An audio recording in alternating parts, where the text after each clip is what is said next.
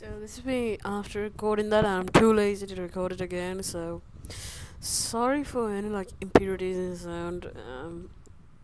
I'll fix it, or I'll try. I have a shitty mic. Like this was less than $10. This is a tiny mic clipped to a shit computer with a bad person that doesn't know anything about technology. Yeah, I'm not old, but I'm just not that smart to know about it. So yeah, sorry. Enjoy the video. Hi, welcome back to the channel, and today I'm going to be talking about the three main wars of the Cold War. There's many more, there's many less, there's a lot to talk about, so yeah. You might hear in my voice, but I am really tired. It's nearly when I usually sleep. I want to sleep, my mouth's dry from talking so many times. I have done this like 30 times, by the way. And I want to get this perfect. And I'm gonna do the editing tomorrow, so yeah. Please make this be perfect. I want this to be perfect, like actually perfect. Number 2. I'm gonna start off with the Korean War. The journey begins in 1950.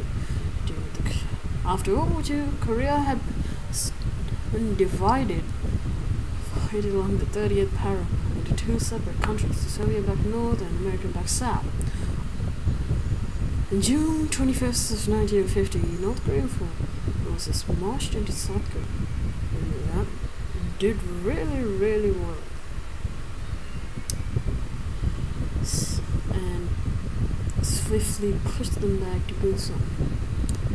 And if America had taken a little more time to respond, North Korea would have won the war. South Korea would have been long gone country like South Vietnam. Sorry about any audio qualities, I'm too lazy to fix it. I'm too tired to fix it, even if I wasn't lazy enough. So yeah.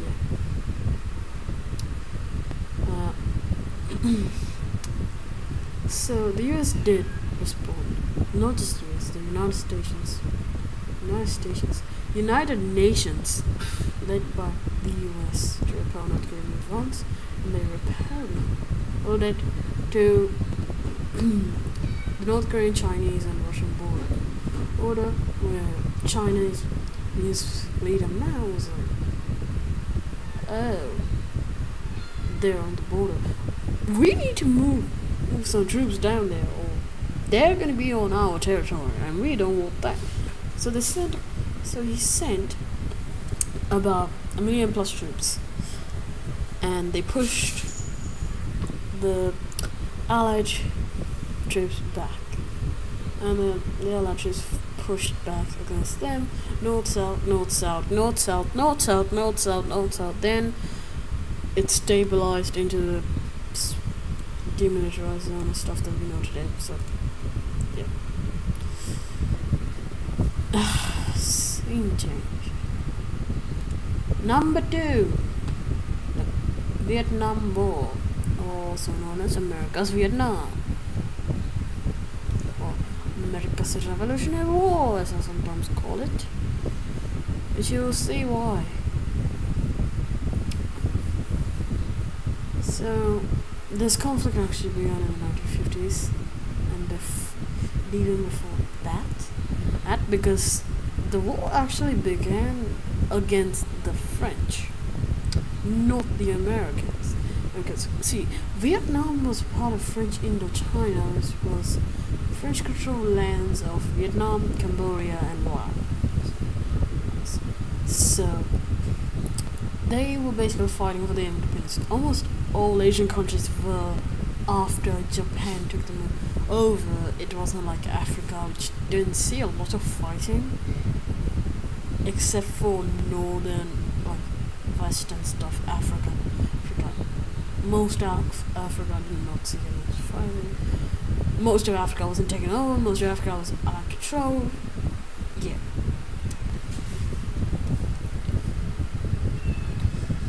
So, moving on to the actual war.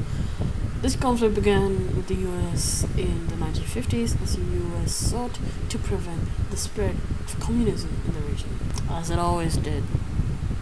Obviously, the war escalated in 1965 and the US deployed combat troops on the ground to support the South Vietnamese government against in stopping the communist North Vietnamese and Viet Cong insurgents. So yeah. Viet Congs, if you don't know, are basically ghost forces. They were undiscoverable. They were not seen like ever. That was what made them so deadly. They weren't able to be caught. On that note, the Vietnam War gave rise to some iconic cultural moments. The music of the 60s and 70s, especially protest songs, giving the soundtrack an entire generation. There's nothing like a good anti-war anthem to get the crack out, eh? Ain't it? Is this how British people talk? Huh? I don't know. I'm trying to do a British. I'm doing an African American accent, aren't I? Or an African accent, aren't I? Okay, whatever. Some changes are right.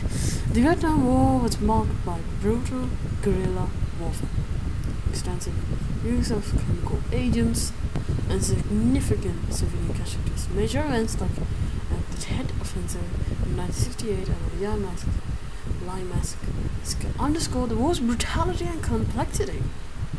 Despite military technology, the US faced more under casualties and anti-war sentiment back home, which is where the Vietnam Revolutionary War or comparison comes into place. This is really like the comparison because Americans fought against the British, who were very much the best navy in the era.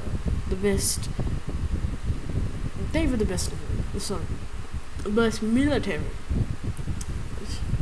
Terry of the world. Best military of the world. No air force. They had the best navy. So yeah, an elephant scared by a mouse, as History Bomb so nicely put it. Okay. Also, did you know the Vietnam War directly to the creation of the most after the war, which I think is best to the Mama Fuku created instant wow. So, in 1973, the US signed the Paris Peace Accords, which, by the way, how many Paris treaties are there? There's like 500 on there. And just withdrawing its forces, however, the conflict continued until 1975. Yeah, okay. When North Vietnamese forces captured Saigon in Vietnam under communist control. Yeah. And this war is, well, the most recent war that most people know about.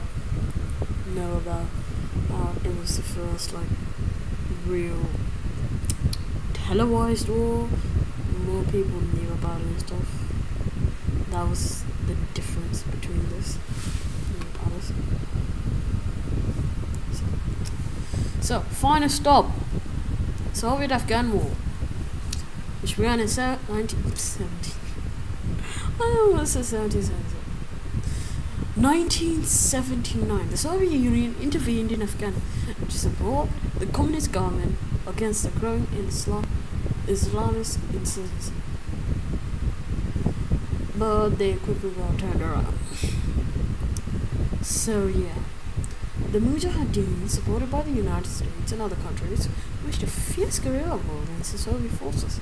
The rugged terrain of Afghanistan, and combined with Mujahideen knowledge of the landscape, made the conflict particularly challenging for the Soviets. Again, so also. I forgot to mention this. Vietnam was helped by the Soviets, and this was one of the reasons why they won. America, one of the reasons they won the Revolutionary War was because of France. They helped. That's how they got discipline and stuff. Alright, back to